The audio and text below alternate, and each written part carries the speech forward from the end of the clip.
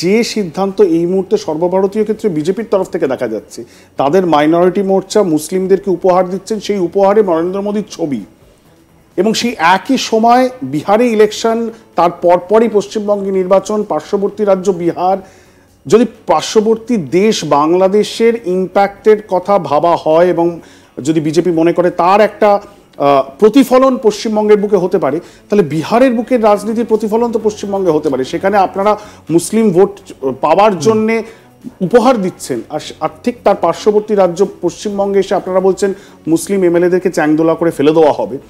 কোথাও তো গিয়ে এটা একটা দ্বিচারিতা, এটা স্পষ্ট হয়ে যাচ্ছে। এবং সেটা কিন্তু মানে ফুটে উঠলো যখন শুভেন্দু অধিকারীকে আজ এই প্রশ্নটা করা হয় বিজেপি পার্টি অফিসে, তিনি কোনো উত্তর, তার ব্যাখ্যা দিতে পারলেন না। উনি দেবেন না, কারণটা হলো উনি যেইভাবে যেই ধরনের এখন পলিটিক্স করছেন, হিন্দুত্বের পলিটিক্সই।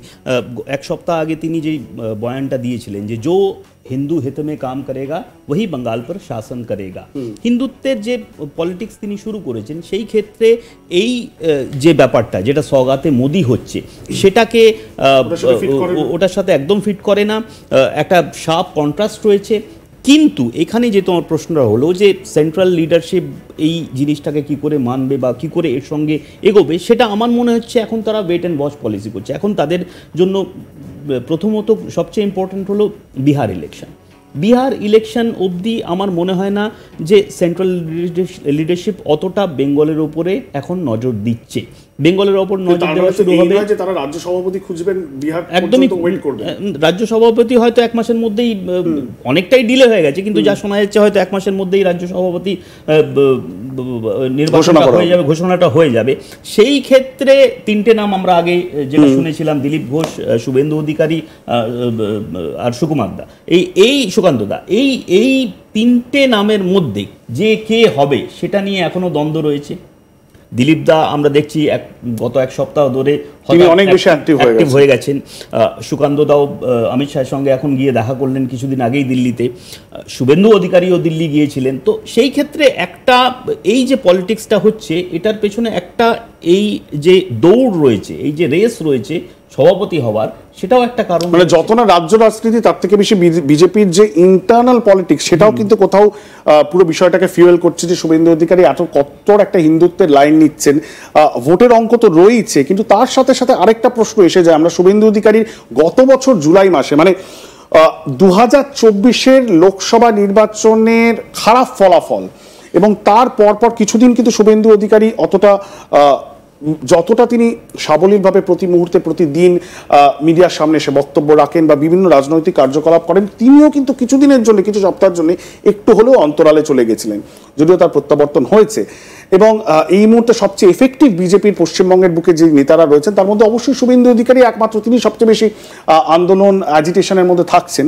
সেই সময় শুভেন্দু অধিকারী ইজেডসিসিতে একটি বক্তব্য রেখেছিলেন, সেই বক্তব্য নিয়ে কিন্তু যথেষ্ট জলঘোলাও হয়েছে। যদিও বিজেপির কেন্দ্রীয় নেতৃত্বের পক্ষ থেকে এখনো পর্যন্ত বিজেপির যে স্ট্যান্স, সেটাকে ক্লিয়ার করা হয়নি। পশ্চিমবঙ্গের বুকে তারা কোন নীতি নিয়ে চলবেন, তারা কি কিছুটা হলেও মুসলিম ভোট চাইছেন, নাকি তারা মুসলিম ভোটটাকে খরচার খাতায় ধরে রেখেই পশ্চিমবঙ্গে রাজনীতি করতে নামবেন, এটা এখনো কিন্তু ক্লিয়ার নয়। কিন্তু মজার বিষয় হলো যে এই কট্টর হিন্দুত্বের রাজনীতি অ্যাকচুয়ালি মানে রাজনীতির পাটিগণিতে বা বলা যেতে পারে ভোটের অঙ্কের পাটিগণিতে অ্যাকচুয়ালি ট্রান্সলেট করবে, নাকি সেটা ব্যাকফায়ার করবে, এই প্রশ্নটা একটা থেকে যায়। কেন আমি এই কথাটা বলছি? কারণ যেটা আমরা এর আগে আলোচনা করছিলাম, যে হয় কিছু পার্সেন্টেজ হিন্দু ভোট যদি কনসলিডেট হয়, যেটা আস্তে আস্তে একটা হিন্দু ভোট ব্যাংকও পশ্চিমবঙ্গের বুকে তৈরি হয়েছে, সেটা মতুয়া হতে পারে, অন্য কিছু ওবিসি হতে পারে, সেক্ষেত্রে বিজেপি লাভবানও যেমন হতে পারে, আবার এটাও তো হতে পারে যে কাউন্টার কনসলিডেশন মুসলিম ভোট, শুভেন্দু অধিকারী নিজে বলেছেন সেটা হলে তো ধস নামতে পারে। একদম সেটা হবার একটা চান্স রয়েছে। সেটা আবার দেখতে হবে যে হিন্দু ভোট ব্যাংক বেশি কনসলিডেট হচ্ছে না মুসলিম ভোট ব্যাংক টিএমসির দিকে। কিন্তু এখনো পর্যন্ত ইলেকশন রেজাল্ট বলছে যে মুসলিমরা লক স্টক এন্ড ব্যারেল একদিকে ভোট দিচ্ছেন। একটা থ্রেট পারসেপশন যখনই তৈরি হয় এবং বিজেপির উত্থান পশ্চিমবঙ্গে যত হয়েছে, তত এই ধরনের পোলারাইজড পলিটিক্স যত হয়েছে, তত কিন্তু দেখা গেছে তৃণমূলের ফেভারে মুসলিম ভোট কনসলিডেট করেছে এবং তৃণমূলের কাছে সেটা অ্যাডভান্টেজ হিসেবে দেখা গেছে। সুতরাং এই শুভেন্দু অধিকারীর কট্টর হিন্দুত্বের রাজনীতি কোথাও কি তৃণমূল কংগ্রেসকে আঁকড়ে লাভ করে দেবে না তো? এই প্রশ্নটাও কিন্তু পশ্চিমবঙ্গের রাজনীতির অলিন্দে এইভাবে থাকছে। একবার গত বছরে শুভেন্দু অধিকারীর যে বক্তব্য, যেটা নিয়ে যথেষ্ট জল ঘোলা হয়েছিল, আলোচনা হয়েছিল, তিনি বলেছিলেন যে সবকা সাথ সবকা বিকাশ থেকে বেরিয়ে আসা উচিত। নরেন্দ্র মোদীর সেই স্লোগান 2014, সেই স্লোগান থেকে বেরিয়ে এসে শুভেন্দু অধিকারী বলছেন একটা নতুন দিক নির্দেশ রাজনীতির করা উচিত পশ্চিমবঙ্গের বুকে। সেটা আপনাদেরকে আরেকবার শোনাবো। আমরা জিতব, হিন্দু বাঁচাবো, সংবিধান বাঁচাবো। আর বলবো, আমিও বলেছি রাষ্ট্রবাদী মুসলিম, আপনারাও বলেছেন সবকা সাথ সবকা বিকাশ। আর বলবো না, বলবো जो हमारे साथ हम उनका साथ, जो हमारे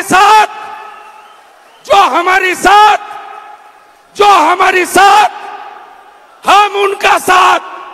सबका साथ सबका विकास बंद करो, नो नीड संख्यालघु मोर्चा। ভালো থাকুন। জয় শ্রীরাম, জয় শ্রীরাম, জয় শ্রীরাম। সংখ্যালঘু মোর্চার কোনো প্রয়োজনীয়তা নেই 2024-এর জুলাই মাসে শুভেন্দু অধিকারীর বক্তব্য।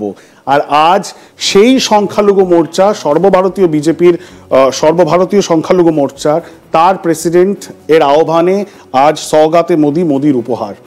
এটা একটা চূড়ান্ত একটা দ্বন্দ্ব। সেই জট, তাহলে বিজেপিকে পশ্চিমবঙ্গের বুকে সেটাকে ক্লিয়ার করতে হবে। কেন্দ্রীয় বিজেপিকে স্পষ্ট করতে হবে পশ্চিমবঙ্গের জনতার কাছে যে বিজেপির অ্যাকচুয়াল ন্যারেটিভ বা পলিসিটা কি। শুভেন্দু অধিকারী পরিষ্কার করে দিয়েছেন তার পলিটিক্সটা কি। তিনি যদি আমরা গত এক মাসের ওনার বয়ান দেখি বা উনি কোন দিকে যাচ্ছেন সেটা যদি লক্ষ্য করে দেখি, তাহলে পরিষ্কার হয়ে যাচ্ছে যে তিনি বোঝাবার চেষ্টা করছেন যে আমার মুসলিম ভোট দরকার নেই, আমরা শুধুমাত্র হিন্দুত্বের ভোটেই এগোবো। হিন্দু হিন্দু ভাই ভাই পোস্টারগুলো আমরা দেখলাম। সেটা তার মাথায় কি রয়েছে? সেটা কি বিজেপি ভালো ফল করতে পারবে এটা তিনি বিশ্বাস করেন, নাম্বার গেমে এগোতে পারবে সেটা, নাকি তিনি মনে করছেন তার যে ক্রিডেন্সিয়াল বিজেপির অন্দরে, কারণ তিনি তৃণমূল কংগ্রেস থেকে এসেছেন, ঠিক যেমনভাবে কংগ্রেস থেকে এসে হিমন্ত বিশ্ব শর্মা হিন্দুত্বের ধ্বজাধারী হয়ে গিয়ে আসামের বুকে এবং বিজেপির সর্বভারতীয় স্তরেও তিনি অনেক বেশি নাম্বার গেইন করতে পেরেছেন, কিন্তু আসামের কনটেক্সটটা আলাদা। শুভেন্দু অধিকারী তাই করছেন। তার বিজেপির ইন্টারনাল পলিটিক্সের চোখ নাকি বিজেপির ওভারঅল ফলাফলের দিকে চোখ? যদি শুভেন্দু অধিকারী যেভাবে পলিটিক্সটা করছেন, যদি আমরা দেখি হিমন্ত বিশ্ব শর্মাও কিন্তু সেভাবেই পলিটিক্সটা করলেন।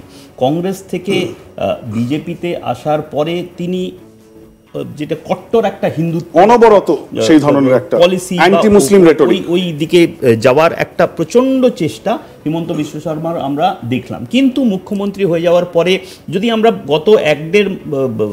গত এক বছর হেমন্ত বিশ্ব শর্মার দিকে দেখি, তার পলিসিটা একটু চেঞ্জ হয়েছে হালকা।